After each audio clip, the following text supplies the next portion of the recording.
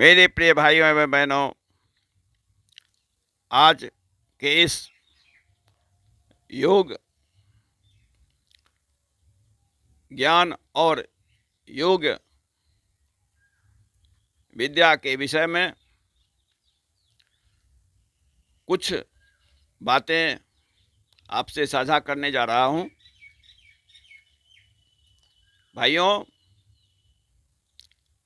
जब विकट और विषम परिस्थितियों में कोई व्यक्ति आ जाता है तो वह उन परिस्थितियों से उबरने के लिए उपाय ढूंढते हैं। तो जानें कि भगवान श्री कृष्ण जी अर्जुन के साथ हैं। कुछ ही क्षणों में युद्ध प्रारंभ होने वाला है। ऐसी स्थिति में भगवान श्री कृष्ण के शिष्य अर्जुन और सखा दोनों हैं। उन्होंने युद्ध करने से अपने को असमर्थ पाया और उन्होंने कहा, हे माधव, मैं युद्ध नहीं लड़ूंगा। क्यों नहीं लड़ोगे? अरे इसमें तो हमारे सभी अपने आत्म ये लोग हैं, हमारे गुरु हैं, हमारे परदादा हैं, हमारा भाई है, किसको मैं मारूं? अब ऐसे विषम परिस्थिति आने पर अब भगवान क्या करते? तो उन्हें वह ज्ञान देना पड़ा कि अब इसका इलाज एक ही है। क्या है वह ज्ञान? कि इसे संशय, मोह, शोक से अपने शिष्य को उबारना है। ऐसे ही आपको मुझे जब विषम परिस्थितियां घेर लेती हैं तो हम उन परिस्थितियों में जब हमारी सभी विद्याएं असफल हो जाती हैं, जी हाँ, जब economic science, physics science, chemistry science, biology science, spiritual science, इन सभी साइंसों में जब ये सभी चारों फेल हो जाते हैं, पॉलिटिकल साइंस कोई काम नहीं देता है। इस बार जो कोरोना पिछले वर्षों में आया था तो उसमें बहुत बड़े बड़े राष्ट्र के राष्ट्र अध्यक्ष कोई भी विद्या नहीं बचा सका।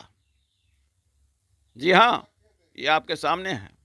लेकिन यही योग विद्या से जो पहले जुड़े हुए थे उन लोगों को वह कुछ नहीं बिगाड़ सका।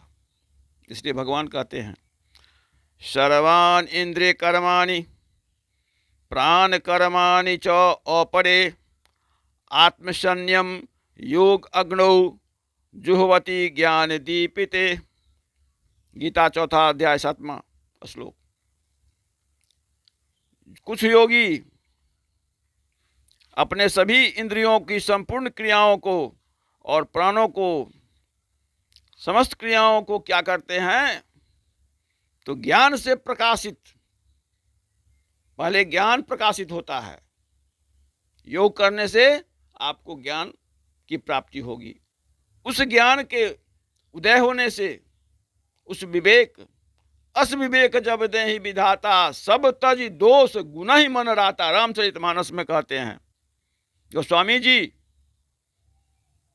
जब ऐसे ज्ञान, अस विवेक, ऐसे विवेक, अस विवेक जब देहि विधाता, जब आपके प्रोसेसिंग से, विधि से आप जब उस विधि को अपनाते हैं तो ऐसे विवेक आपको वह विधि, वह कर्म आपको देगा विधाता।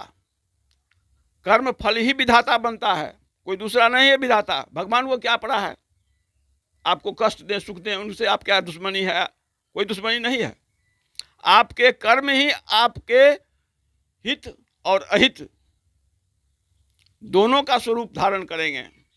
तो अस विवेक जब दे विधाता तब तज दोष, जितने भी दोष हैं वो शारीरिक दोष हैं, मानसिक दोष हैं, आध्यात्मिक दोष हैं, सामाजिक दोष हैं, बहुत सारे दोष हैं। ये सभी दोष जो हैं सो दूर हो जाते हैं, और जितने गुण हैं वे वो ग्रहण करते हैं। वह कब? ऐसे विवेक उत्पन्न होने पर। तो आप योग को धारण करेंगे, योग में रुचि लेंगे, योग को अपनाएंगे, जीवन में आत्मसात करेंगे, आप निश्चित उस ज्ञान को पाइएगा। जो पाए हैं वही कहे हैं, और आप पाएंगे तो आप भी यही कहेंगे। जी हाँ, इसलिए कहे हैं कि सभी कर्मों को और इंद्रियों को जो बोध प्राप्त होता है, बोध किसे प्राप्त होता है? आंख को नहीं प्राप्त होता है, कान को प्राप्त नहीं होता है, त्वचा को प्राप्त नहीं होता है। सभी ज्ञान का केंद्र चित्त है, मन है, जिसमें सेविंग मेमोरी कार्ड है, उसमें है। उसमें जो चित्त में वह ज्ञान से प्राप्त जो आपके प्रज्वलित अग्नि होंगे, उसमें उसको हवन कीजिए। वह कैसे होगा? आत्मसंयोग, आत्मसंयम योग। आत्मा को जानना होगा, आत्मा को पहचानना होगा, फिर उस आत्मा के साथ अपने चित्त को जोड़ना होगा। आत्मसंयम हो गया, और उस आत्मसंयम योग रूपी जो यज्ञ है, यज्ञ होते हैं 3, इसमें जरूरी फंडामेंटल एलिमेंट है। एक तो अग्नि है जिसमें आप हवन कीजिएगा, एक हवन करता है, और एक हव्य है जो पदार्थ हैं। इस तरह हमारे भी बॉडी में, हमारे शरीर में, यह जो शरीर है, जिस शरीर को हम मानते हैं यह हम नहीं है, यह शरीर तो जड़ है। इसके अंदर जो चेतन है वही करता है, वही करता हवन करेगा, वही चेतन तत्व। और हविष्य क्या बनेगा? तो ये जितने एक्सपेरिमेंट करने के बाद एक्सपीरियंस जो होते हैं, ठंडा जल पिया, गर्म जल पिया, नमकीन खाया, ये सब क्या है? एक्सपीरियंस है, अनुभव है। इन अनुभवों को, इंद्रियों से प्राप्त सभी विषयों के अनुभवों को आप हवन कीजिए, उसको त्याग दीजिए, और उसके बाद आत्मा के प्रकाश को पाकर आप आत्मवत